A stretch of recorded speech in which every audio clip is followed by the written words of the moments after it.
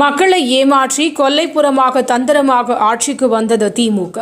எடப்பாடி பழனிசாமி விமர்சனம். 100 கருணாநிதி வந்தாலும் அதிமுகவை ஒன்றும் செய்ய முடியாது.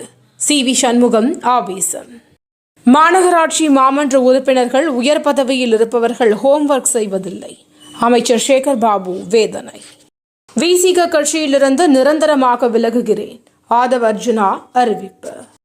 ஆதவ் அர்ஜுனாவுக்கு ஏதோ செயல் திட்டம் இருப்பதாக தெரிகிறது. திருமாவளவன் பேட்டி. 21 குண்டுகள் முழங்க அரசு மரியாதை. EVKS இளங்கோவன் உடல் தகனம்.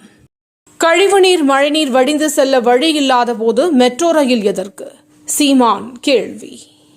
தமிழகத்தில் போதையை ஒழிக்க ஒரு கையெழுத்து போதும். அன்புமணி ராமதாஸ் பேச்சு.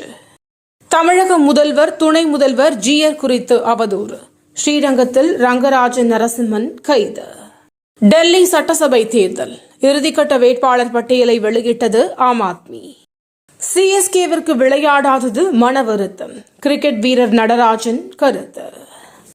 உலக செஸ் சாம்பியன்ஷிப் தொடரில் வெற்றி பெற்ற தமிழக வீரர் குகேஷ். நடிகர் ரஜினிகாந்த் தொலைபேசியில் வாழ்த்து.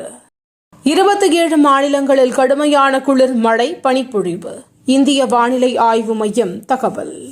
சென்னையில் அடுத்த 2 நாட்களுக்கு மிதமான மழை பெய்யக்கூடும். வானிலை மையம் கணிப்பு. கடலோர மாவட்டங்களில் இன்று கனமழைக்கு வாய்ப்பு. வானிலை மையம் தகவல். தினந்தோறும் காலை தலைப்புச் செய்திகளை உடனுக்குடன் தெரிந்து கொள்ள வணக்கம் இந்தியா நியூஸுடன் இணைந்திருங்கள்.